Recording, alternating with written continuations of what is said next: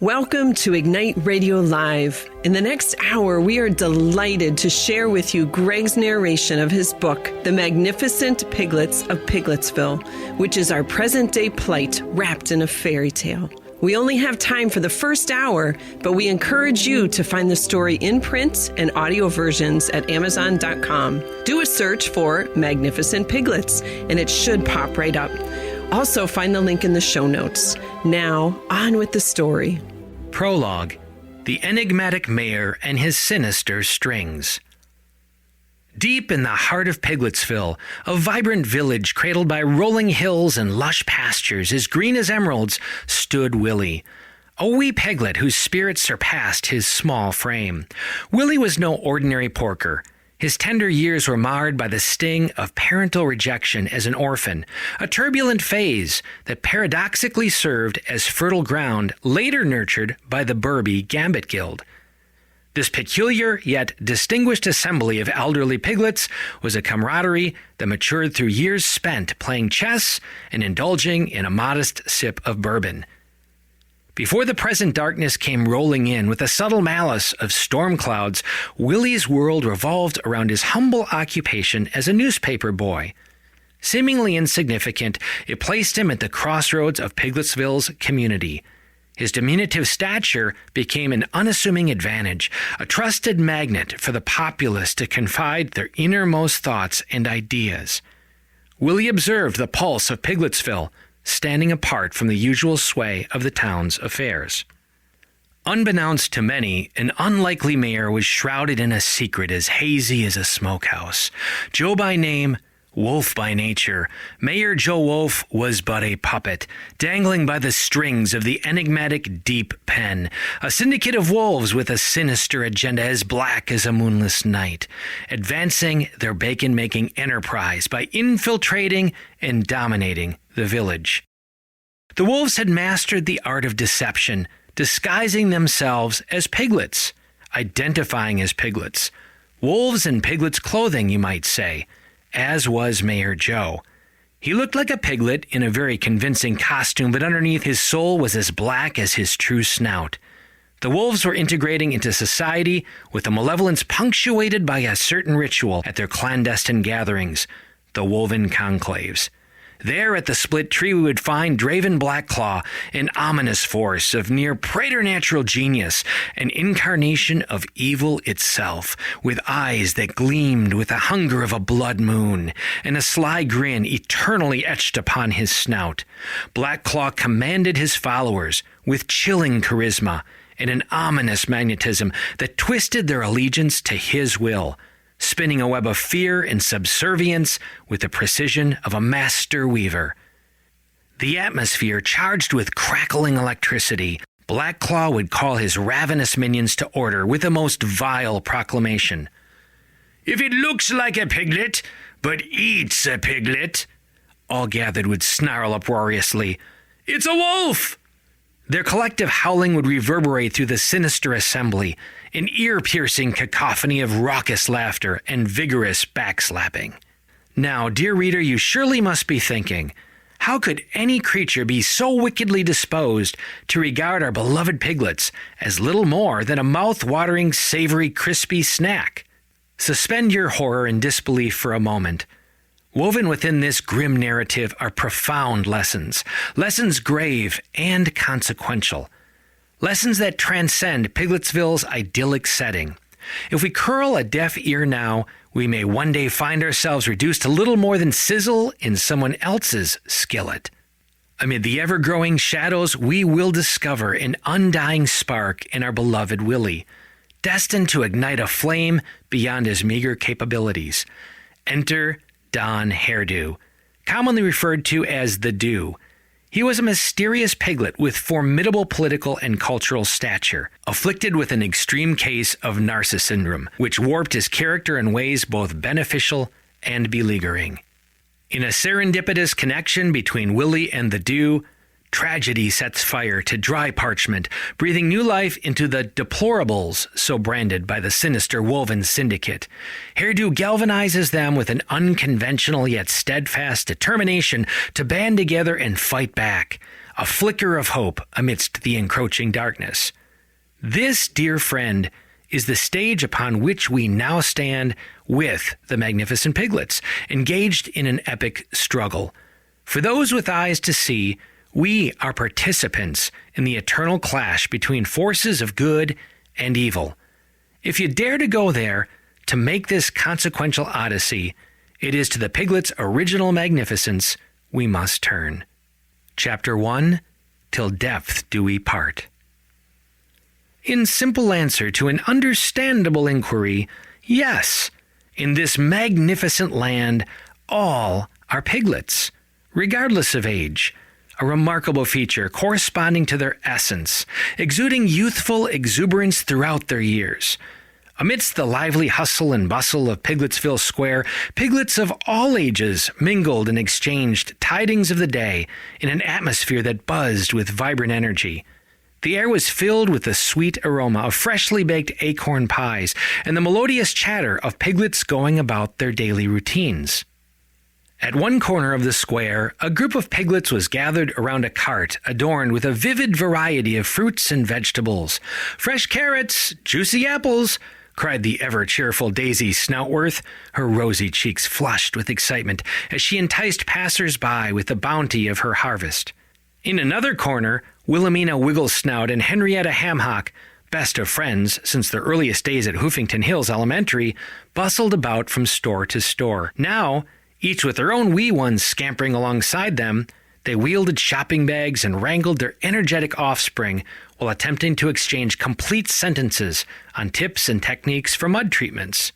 Outside Trotter's Tap House, a group of elderly piglets congregated, their laughter echoing amidst the vibrant chatter of the square. Clutching tankards of frothy ale, they exchanged tales of their youthful escapades, each story more embellished than the last. At the fabulous Fatimore Fountain, just across from Swine and Grind Coffee Company, a pair of star-crossed young adult piglets shared a quaint table, their noses buried in steaming cups of oinkachino, exchanging shy smiles that spoke volumes. And a most delightful expression of their exuberant culture at Guadalupe Pavilion, often referred to as Hoofway, an impromptu dance party had broken out, with piglets of all ages twirling and spinning to the lively tunes of the famed fiddling duel, Percival Bowstrom and Rufus Fiddlestick. Hooves tapped in rhythm to the music, creating a joyful ruckus that lifted the spirits of all who passed by. Dear reader, it is often said that a skilled storyteller doesn't simply tell a tale. Instead, he paints vivid scenes that allow us to experience the intricacies of plot and character firsthand. While my primary aim is indeed to immerse you in these rich narratives, I find it necessary to illuminate certain profound truths nestled within the depths of our story. These truths, as tangible as the characters themselves, often dwell in the shadows, overlooked or obscured, yet they lie at the heart of the impending calamity we are soon to confront. Among the cobblestone paths and thatched roofs that cradled dreams within their rustic embrace, the concept of depth in Pigletsville transcended mere abstraction. For our beloved Piglets of Pigletsville, depth was in the rustling leaves of ancient trees, carrying secrets from eons past.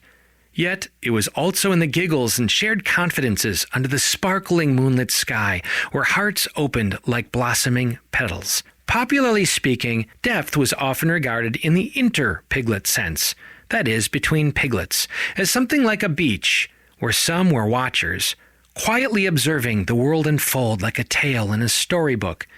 Others were waiters, taking gentle steps into deeper conversations, but not venturing too far from the shore of the superficial. Then there were the treaders, comfortably navigating the complexities of social interactions. Beyond them were the swimmers, who dared to explore further, diving into deeper conversations and forging connections. Finally, there were the divers, who sought the fathoms of genuine connection, which demands vulnerability and reveals the essence of one's soul. In Pigletsville, these designations were not wielded as judgments. They were generally delivered with playful caprice, with a solemn understanding that no piglet could truly encapsulate another. For instance, at a lively gathering, one piglet might affectionately approach his solitary friend. "Ah, a watcher, I see." Such a friend, slightly unnerved, might retort, "Indeed, a diver I see," generally followed up by something spirited such as, "Didn't you see the no diving sign?" While depth was often bantered about playfully in conversations such as this, there's not one piglet among them who did not believe, did not profoundly revere, or genuinely pursue intra-piglet depth as a tenet. That is, an ultimate relational reality within the soul, a meaningful anchoring and connection to a someone, a very real someone. Such was understood as the whisper of the unseen, entailing a kind of transcendence, a mystical but very real dance. In the truest sense, such are not just divers, they are, capital D, divers. In the most accessible terms, as every piglet pines to be truly known by another, as he desires to know another, because such is the currency of piglet existence, depth is an integral part of their story, a tale woven through the laughter that echoed in the village square and the whispered conversations in tiny back gardens. It was the essence that infused their very interaction, painting the world with vibrant hues of empathy, trust, and genuine friendship. Among the deeper divers, it is evident at any gathering where a luminary may command the enthusiasms of the masses for a moment, only to leave them afterward drowning in the shallows, having acquired only a phantom feeling of something dissipating as swiftly as a breeze. It's the uncelebrated divers who constitute the heart. They are the unseen suns illuminating the soul of piglet existence, around whom all gravitate without even realizing it. Their egos have been purged of superficial aspirations. They don't care about being in, as it is merely a dressed-up way of being without. They don't care about getting ahead, as it tends to mean leaving somewhere behind. Fellow piglets trust them and go to them because they don't leave you wondering what they will do with your entrustment. Divers exude quiet confidence because wherever they are is precisely where they mean to be.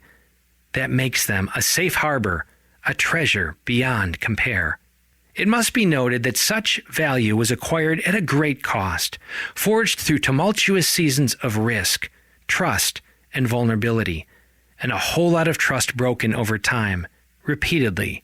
And so it was, amid the joyful chaos of the public square, that our unsuspecting hero, Willie, stood with a stack of newspapers tucked under his arm, his keen eyes observing the scene with a mixture of amusement and affection. As he made his way through the crowd, he exchanged cheerful greetings and friendly banter with his fellow piglets, his warm smile spreading infectious joy wherever he went. In the forthcoming chapter, we will delve deeper into Willie's life.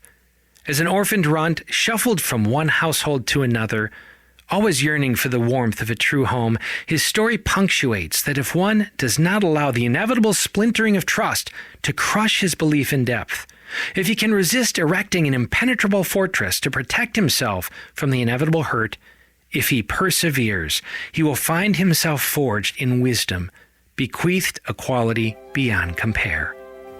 You have been listening to a very special episode of Ignite Radio Live, Greg's narration of his story, The Magnificent Piglets of Pigletsville, our present-day plight wrapped in a fairy tale.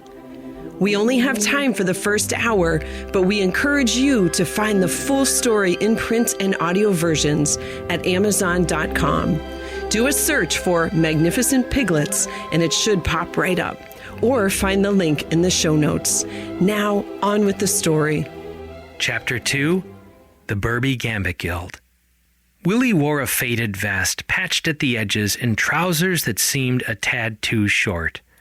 But it was the weathered, jaunty newsboy cap perched slightly askew atop his head that had become his signature. In such unassuming attire, he was a sight to behold. Much like his demeanor, such donnings seemed to embrace the stories of the past, woven into each stitch and fray. His snout, often adorned with a tiny, contented smile, was like a beacon of warmth in the cool breezes of their storied land. He moved with a certain gait, every few steps marked by a distinctive little skip, a sort of dance revealing inner delight. Such peculiarities were not off-putting. They were his trademarks, endearing him to the Piglets of Pigletsville.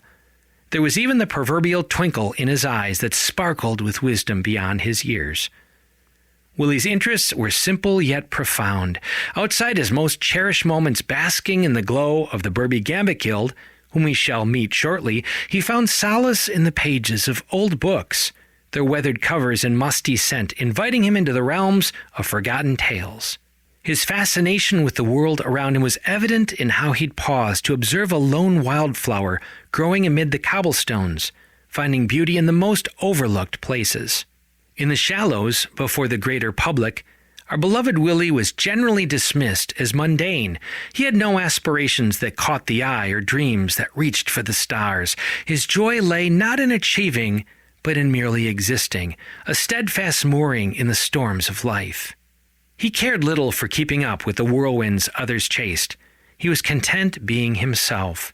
Thus, when the winds of change howled, as we shall soon discover, Willie stood unaffected, his ego sheltered on the sidelines, indifferent to impressing others. But it was in Willie's closest interactions that he truly shone. Despite being a runt, his size never diminished the enormity of his heart. Not unlike the seeds of a once-hidden squiggle sprout unfolding with the caress of sunlight, so Willie's character began to unfold in the illumination of the enigmatic Burby Gambit Guild, whom he encountered years earlier. Before getting to this truly momentous turn in his life, a word on squiggle sprout, the most enchanting floral wonder in all the world.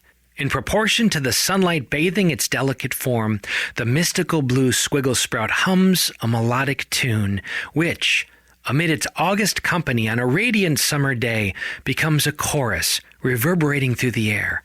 Each of its leaflets seems to sway in rhythm, adding a whimsical ballet to the garden's ensemble. Its sprightly nature draws others near, inviting them to partake in its infectious mirth. Now, if we were to regard a select gathering in Pigletsville as the embodiment of the most exquisite bourbon, meticulously blended from the rarest elements, refined through age and experience, it would surely be the Burby Gambit Guild, or as they are commonly regarded, the Burbies. This cadre of seasoned piglets shared a bond woven of chess and the shared indulgence of a wee nip of bourbon. Yes, bourbon. With its golden hues akin to a honeybee's dance in the late summer sun, that ambient elixir held a charm that could coax laughter from even the grumpiest old oak tree in the woods. Its aroma, a concerto of caramel and oak, whispered tales of forgotten journeys across distant lands.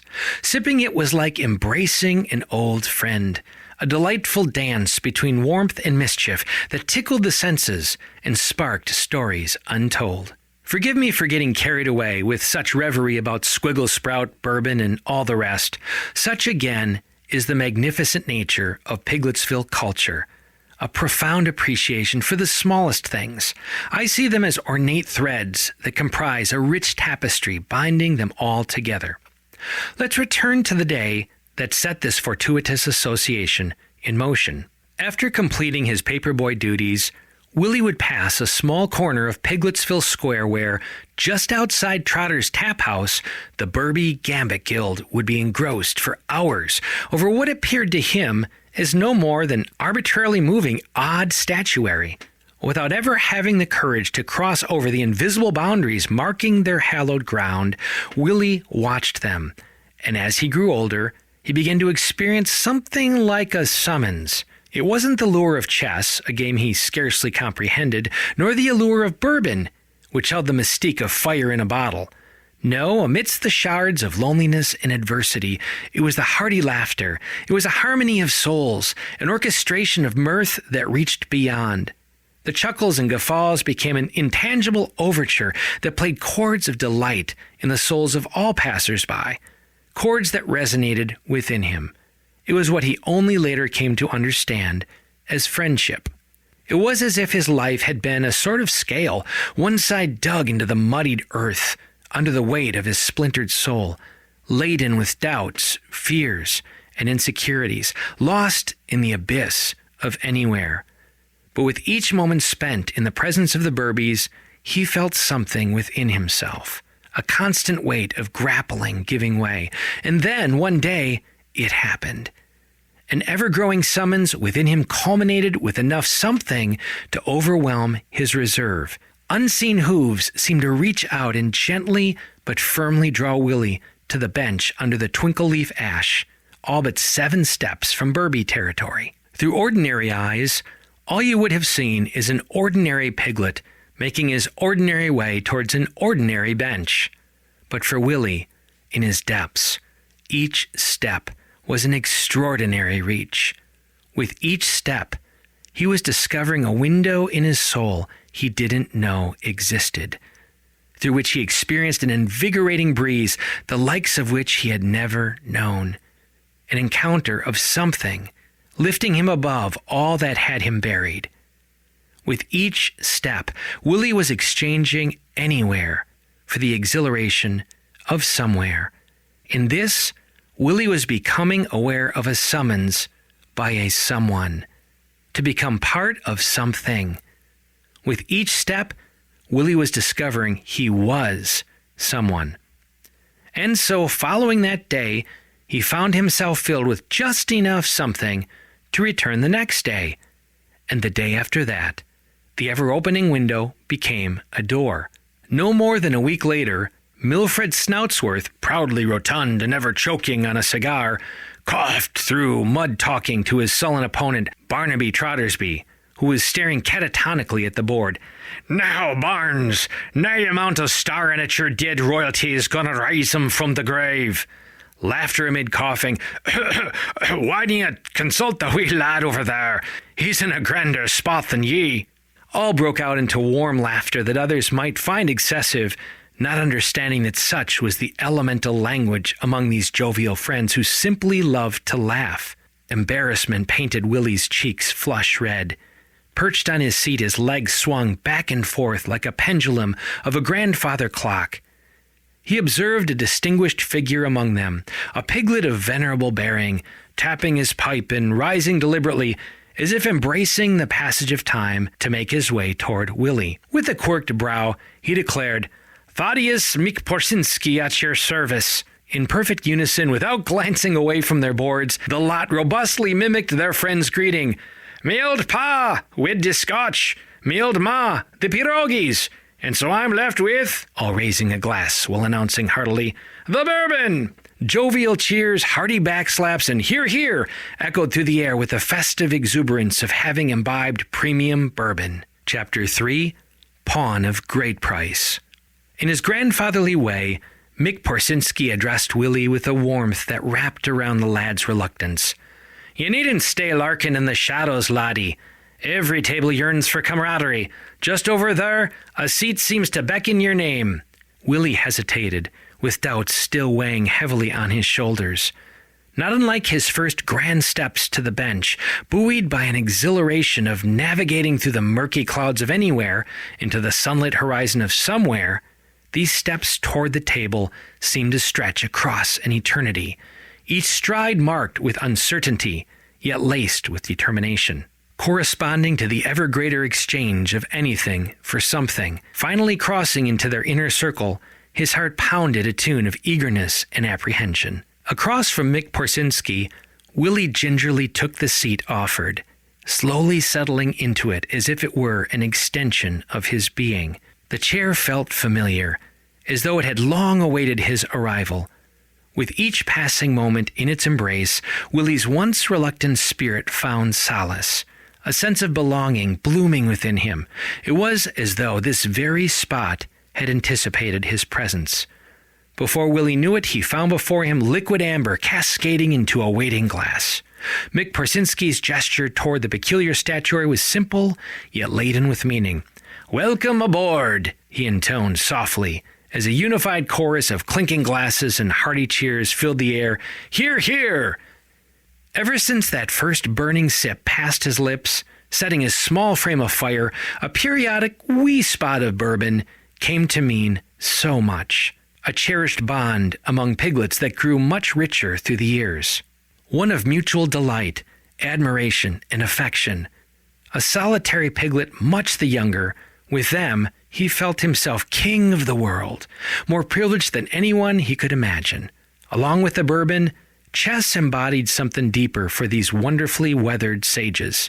Something ultimate, life's grand pursuit of wisdom. Chess reveals reality to be something we can't so much break, only be broken against. Along with the physical and moral universe, chess has sure guidelines. Decisions better or worse. Black and white, you might say. Entailing feelings and emotions certainly, but not under their tyranny. Based upon reality we cannot so much determine, but in which we are determined.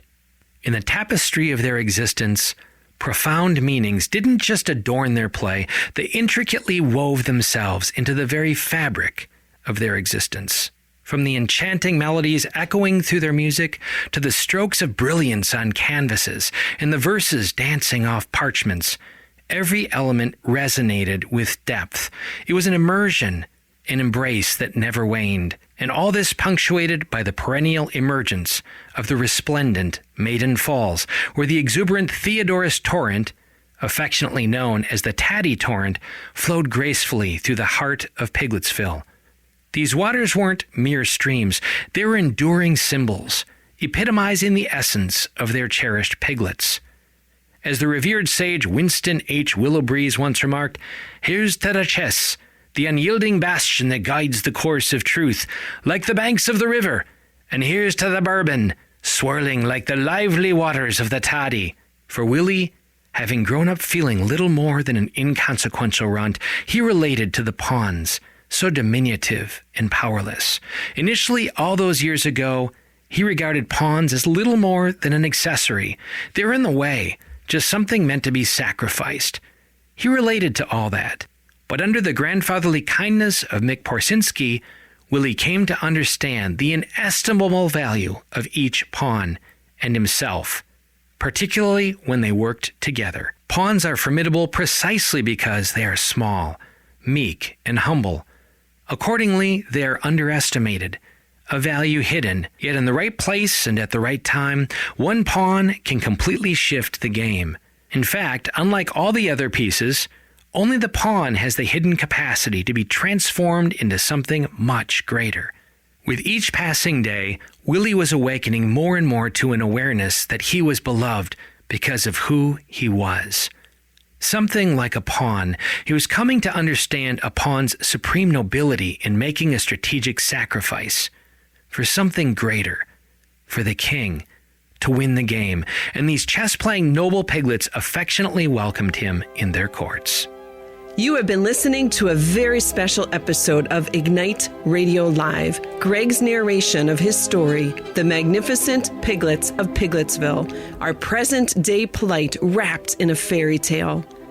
We only have time for the first hour, but we encourage you to find the full story in print and audio versions at Amazon.com. Do a search for Magnificent Piglets, and it should pop right up. Or find the link in the show notes. Now, on with the story. Chapter 4. Inconspicuous Sage in Public Square. Amid the bustling streets and lively corners of Pigletsville's public square, where piglets mingled and exchanged tidings of the day, Willie stood, small in stature, but a formidable confidant for those who pined for depth. This square was more than just a marketplace for papers. It was a theater of opinion, where the weight of news collided with the gravity of individual perspectives. Here, opinions were forged and swayed, chiseled by the tales the newspapers spun and the interactions they sparked. Let us listen in on a typical exchange that took place one brisk morning in Pigletsville.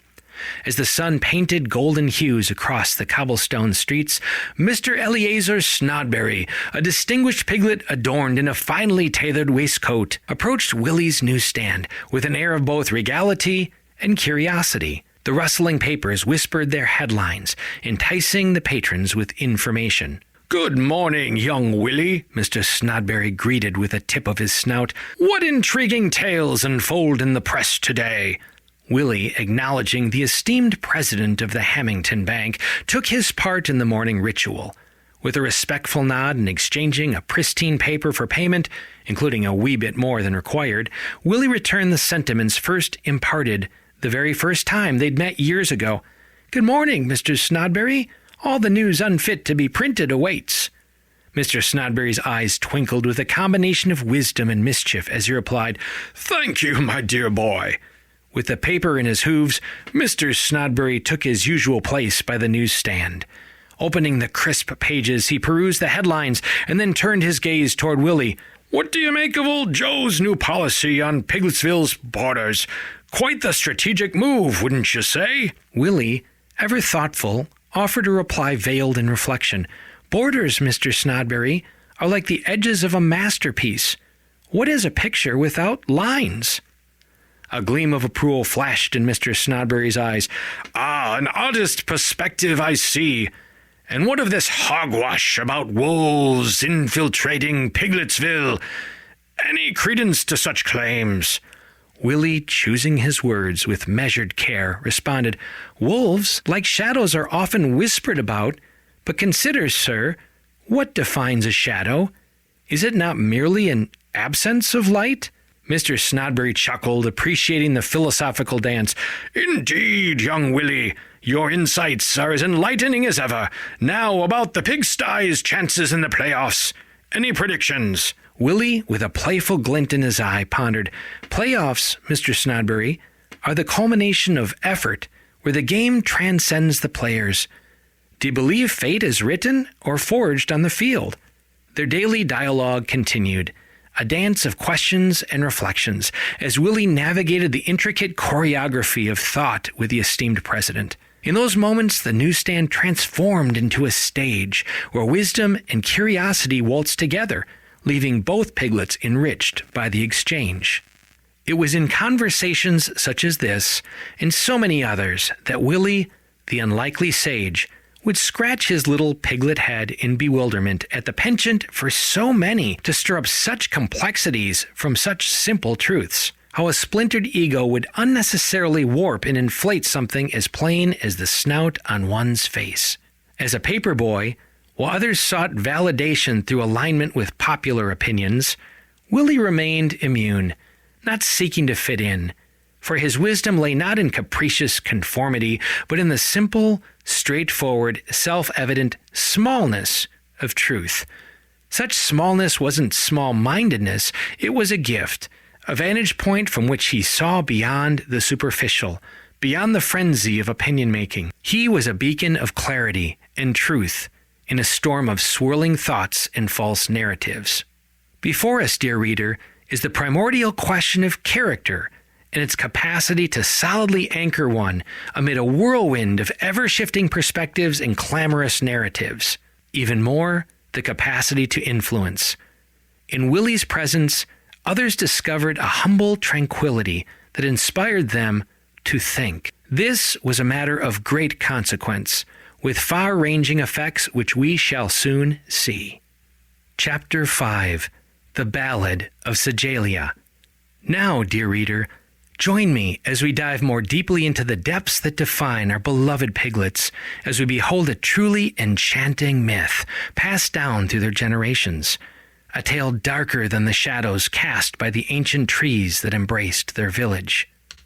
Yet this desolation beckoned the unfettered souls among them to anticipate the radiant light that would soon rise, banishing shadows with each passing moment. This light would bathe their world in a brilliance that mirrored their nature, magnificent and enduring.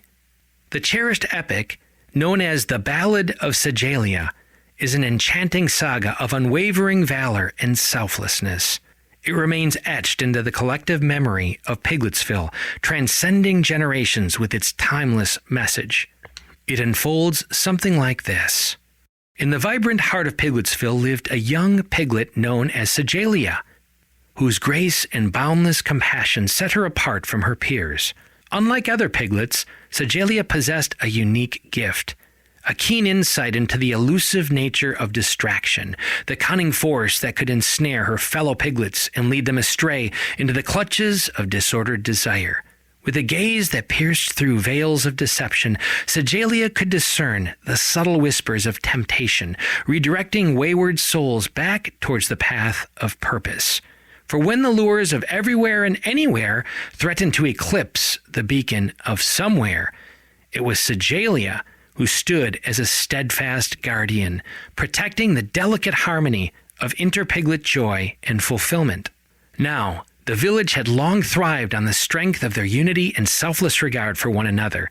They shared their labor, laughter, hopes, and dreams, bound by the core virtues of their community: dignity, purpose, invention, diligence, and kindness were the lifeblood of Pigletsville, and under the protective canopy of the Whisper, they had flourished. However, a foreboding shadow crept over Pigletsville, an omen that threatened the very foundations of their joyful existence. In the heart of Pigletsville, a nefarious creature named Divertisus slithered into their blissful world, a stranger cloaked in the disguise of a piglet. The piglets had no inkling of the malevolence that lurked beneath his luminous facade. Divertisus was an enigma, appearing to them so radiant and so gentle that the pure-hearted piglets were easily swayed by his pretentious acts of concern and kindness. The village, known for its boundless goodwill, could not see through his masquerade. The creature, a master of deceit, began his subtle campaign, sowing seeds of disinterest, selfishness, and entitlement among the unsuspecting piglets. As unity began to fray and contention replaced harmony, the once cordial relations of Pigletsville started to crumble. Only Sejalia, with her keen senses, saw through the charade. Under a brooding evening sky, illuminated by the radiant gleam of a full moon, Sejalia stealthily followed Divertisus to a hidden lair, where, concealed from his sight, she witnessed his true form, a grotesque, hideous brute. Divertisus stood before Shadowglass, a mystical mirror framed by broken bones, whispering to a shadowy, malevolent figure known as the Lord of Shadows. It became clear that Divertisus was but an evil emissary in a sinister game. The Lord of Shadows had an insidious plan, a plan to turn the hearts of the piglets without ever revealing his existence. Suddenly, he sensed Sejalia's presence, realizing that she held the knowledge that could thwart their evil plot. He threatened to harm her family if she dared to reveal Divertisus's true identity. Reluctantly, on the promise that her beloved family would not be harmed by their nefarious play, Sejalia agreed to a malevolent pact. With a drop of her blood, the Lord of Shadows bound her life to his own, a connection that could only be severed by shattering Shadowglass. As time passed, the enchantment of Divertisus deepened its hold on Pigletsville. One by one, he was gaining control. The piglets were no longer paragons of kindness and unity. Instead, they were succumbing to selfishness, entitlement, and even malice. Sejalia keenly observed the repercussions, especially the impact on her cherished little brother, Juliano, whose innate goodness faced the looming threat of consumption by the pernicious predator. Inevitably, she found herself in a relentless tug-of-war with Divertisus, each vying for control over the very soul of her beloved sibling. When things came to a fevered pitch, on a fateful night when storm clouds marred the light of a blood moon, with even her own family teetering on the brink of succumbing to the Lord of the Shadows, Sejalia undertook her perilous journey to the hidden lair. Armed with her family's ancestral staff, she shattered the mirror, which ended the Lord of Shadows' reign of darkness and her own life. The evil lord's demise revealed Divertisus's true form, and the enchantment lifted from the piglets. Unity and kindness returned to Pigletsville, and their moral compass pointed due north once more. Sejalia's act of self-sacrificing bravery had freed them from the clutches of Divertisus and the Lord of Shadows. This tale underscored the timeless truth that Pigletsville held dear. So long as they remained attuned to the whisper, illumination of the path to somewhere would vanquish even the darkest shadows spun by the lords of anywhere. The lessons learned from Sejalia's heroic sacrifice were etched into their hearts and minds. Throughout Pigletsville on any given day, throughout their noble land, you'd hear them sing this ancient hymn.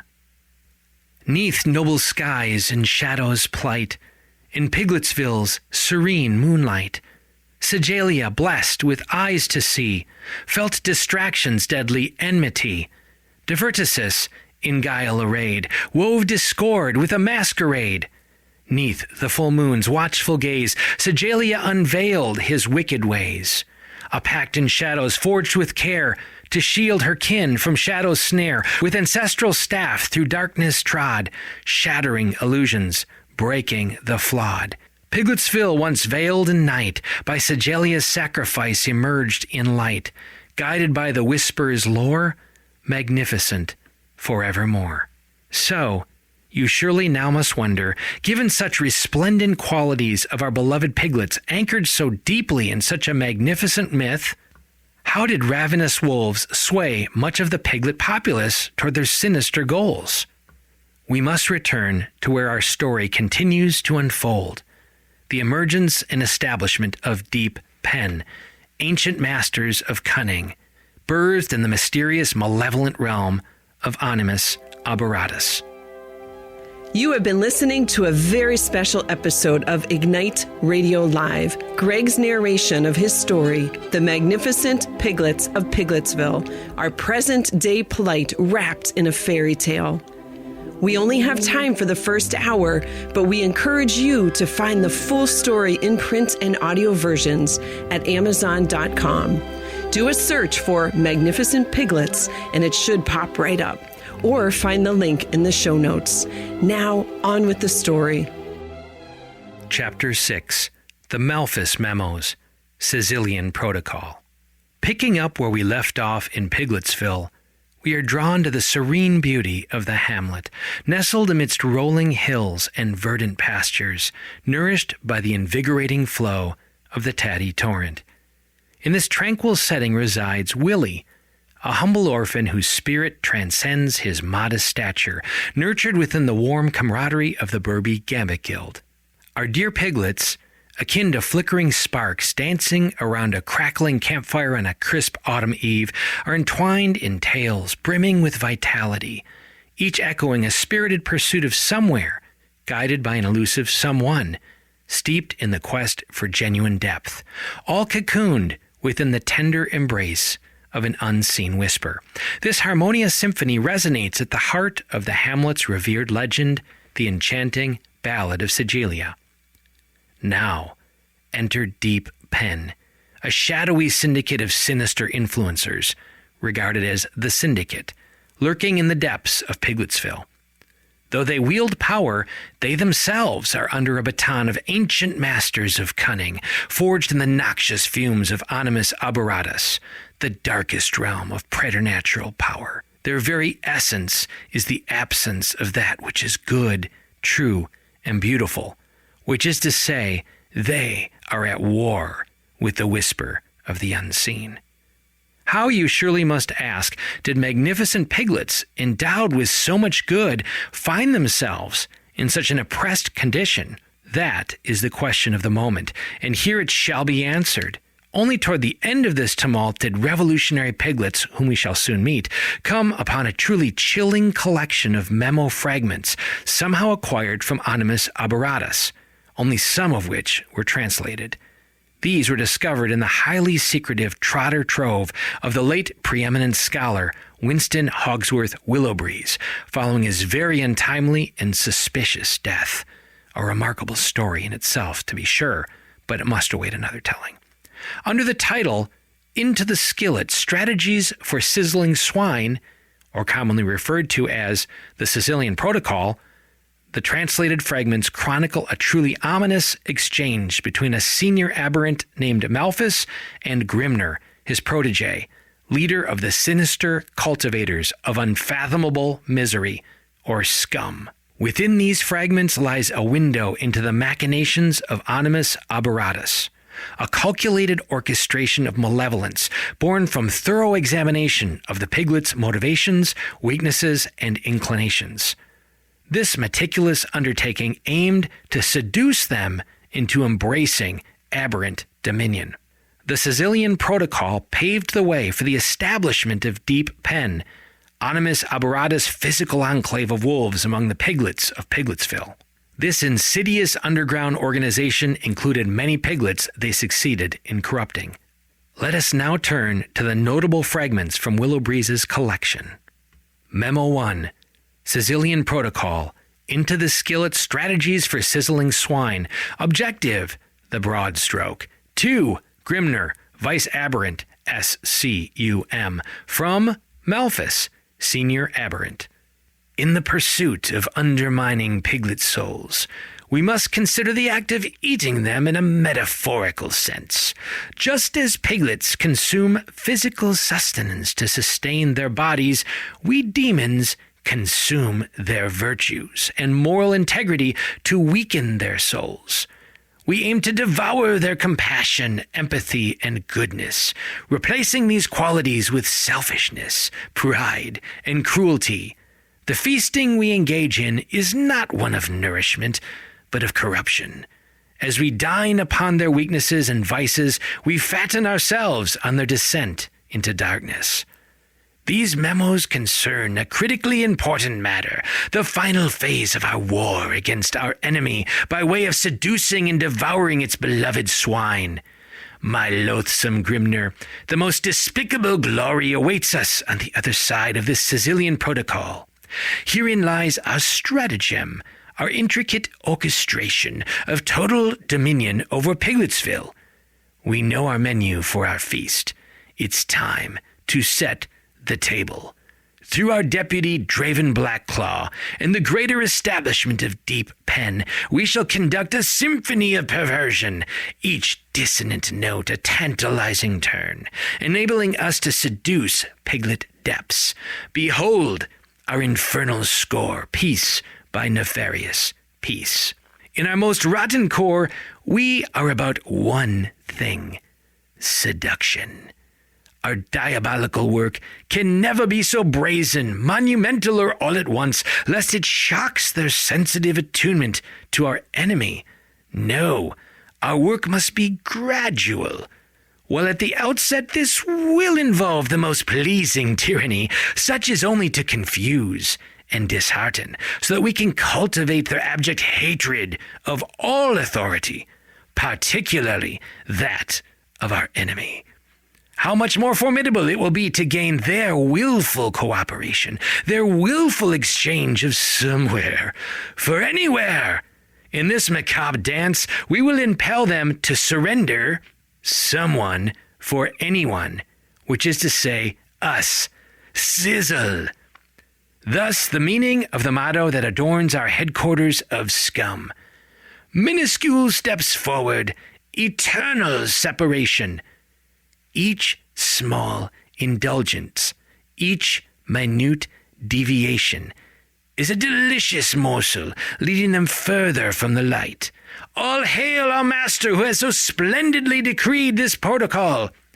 Certainly, this elaborate scheme hinges upon the establishment of Deep Pen. Through its gradual infiltration and corruption, sacred boundaries once unquestioned by individual piglets will become curiosities. Curiosities will become options. Options will transform into offerings.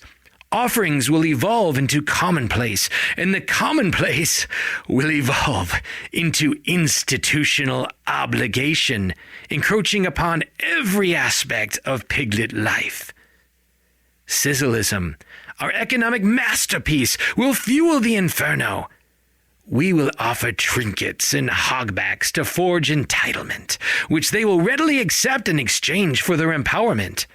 In this, they will become dependent, their spark extinguished, making them ripe for the picking. But fear, Grimner, fear is the maestro's most exquisite instrument, the Wuhan virus. A maleficent masterpiece of apparatus engineering will sow terror, paving the way for squeak sauce, the nectar of our control. And all of this legitimized through our control of their media, particularly the Piglet Nirvana Network, PNN, and the New Pork Times, which will amplify the fear and confusion, while we, the unseen puppeteers, tighten the strings. Hear the sizzle. Memo 2, Sicilian Protocol, Into the Skillet, Strategies for Sizzling Swine. Objective, descent into desolation. To Grimner, vice aberrant, SCUM. From Malthus, senior aberrant. In your recent reply, you petulantly point out that I have only sketched the broad strokes. Patience is the artist's virtue, my friend. Even we aberrants require some. Every masterpiece commences with a careful crafting of its background. With the darkness of our master's soul now laid bare upon the canvas, we may proceed to the intricate layers that follow. At the very outset, we will exploit the shallows. See those swine flitting about, more concerned with the whispers of their peers than the whisper of truth, more afraid of standing out than standing firm. These are our fodder. We will play our discordant notes, not as a blaring fanfare, but as a seductive undercurrent, a melody of conformity, acceptance, and hogwash so pervasive, so intoxicating, that the piglets will dance themselves into our sumptuous spread. Sizzle. Our next act of malice will be to shatter the very mirror of truth, objectivity. Envision a world where wolf could just as readily denote piglet, and bacon hailed as betterment. A tantalizing chaos, would you not concur? Ah, the aroma of sizzling bacon. In this distorted realm, we sow the seeds of feeling, not as mere emotions, but as infallible, unquestioned, monstrous idols. Enter our despised comrade, disordered desire, empowering us to enthrone their emotions with barbed wire and deceit, each whim a twisted compass, guiding them deeper into our snare. Next, with objectivity obliterated and feeling at the helm, our pathetic little piglets will presume themselves to be under their own power. Magnificent piglets, ha! What a magnificent delusion! It is then we will weave a tapestry of our meanings into the likes of privacy, tolerance, and even love, each thread a lie spun with venomous delight. What grand amusement it shall be to witness these pitiful creatures waving banners of tolerance with such sanctimonious fervor, selectively applying it to that which is ours, bad and false, while remaining intolerant of that which is good and true, oblivious to the truth that if words can mean anything, they lose all meaning. And in that void, everything becomes ours to manipulate and control. Oh, the savory sizzle of our impending dominion! My grotesque Grimner, throughout history we have masqueraded as Pied Pipers. Let them never have the slightest indication that we are, in fact, maleficent maestros, weaving discordant notes in seductive movements that lead the piglets on a merry dance to their demise. We will hide behind inane, dismissive pronouncements sewn into their pathetic piglet souls, such as "your truth" and "who are you to say?" as if the entire landscape of existence is a plaything of their passion. Who dares to judge, will hiss, silencing dissent with the chilling comfort of ambiguity. Let them never know that objectivity is something that we ourselves are beholden to. Memo 3. Sicilian Protocol into the Skillet. Strategies for Sizzling Swine. Objective: casting hurls before swine. To Grimner, vice aberrant, SCUM. From Malthus, senior aberrant. You must indulge me for my ingenious title. Hurls before swine. Ha!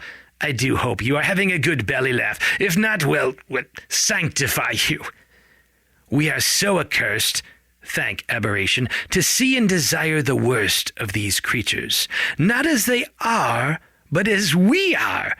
In a preternatural sense, we consume that despicable image, letting it marinate and churn in the foul, putrid bowls of our noxious bellies, and then regurgitate it to them as a palatable feast, appealing to their warped appetites.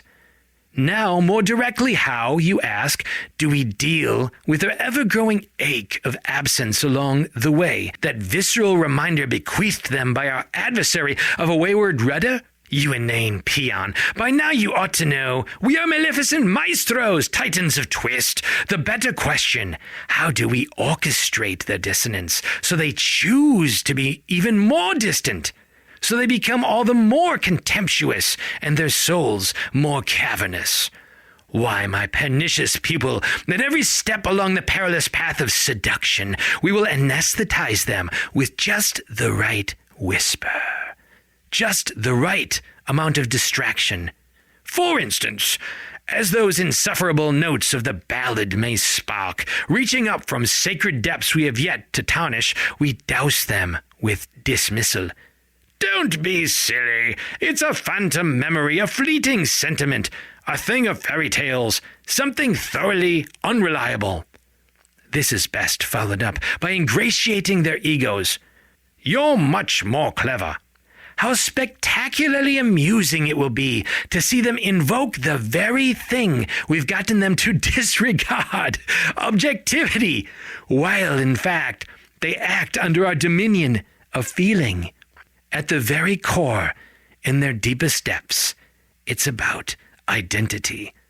A formidable foe we cannot fight in its essence, as they are fashioned of someone. It is their indomitable nature. Thus, amid their inner maelstrom of deceit and lies, where we paint their identities according to our desires, we must keep whispering, "This is what is. This is you." When they come to accept our version, when they come to accept that shapeless, aimless squish as their identity, we'll know we have full access to their thrones. What a grand play it will be. Cloaked in clouds of self-satisfaction, they will be dancing on our strings. Yes, well, for some inexplicable reason, the whisper will be ever in pursuit of intra-piglet depth with each one, no matter how far they've strayed. Such confers upon them the capacity to choose or reject. As our petulant little swine increasingly find themselves held fast by the shackles of their own rejection, their pleas lost in the echoes of their own self-imposed dungeons, as such pleas are uttered seemingly without answer, they will first presume the whisper indifferent. Having turned their gaze inward, making themselves the focal point of their own existence, they will fail to grasp that they desire an impossibility, the whisper to bend to their wills. As they struggle to cast off the remnants of shame, they will inevitably don the jagged cloaks of contempt, directed toward the whisper, the ballad, and all who hold them in regard, and so on. Whether our enemy exists will be of no consequence. Our work will have been accomplished. They will cease to care. And of our feast, fret not, my maleficent maestro. In such insidious subjugation, they will be subdued but not silent. We will not be deprived of their shrieks. With the enemy evicted, we'll have front row seats to a grand symphony of unspoken cries from desolate depths. Consumed by dissonance, they've been formed to dismiss. A crescendo for our delectable amusement. Are you ready for the sizzle? Needless to say, dear reader, these Malthus memos were executed with meticulous, pernicious precision. Over many seasons, much of our beloved piglet populace was seduced, willfully coming under the diabolical subjugation of Deep Pen. You have been listening to a very special episode of Ignite Radio Live, Greg's narration of his story, The Magnificent Piglets of Pigletsville, our present-day plight wrapped in a fairy tale. We only have time for the first hour, but we encourage you to find the full story in print and audio versions at Amazon.com. Do a search for Magnificent Piglets, and it should pop right up. or find the link in the show notes.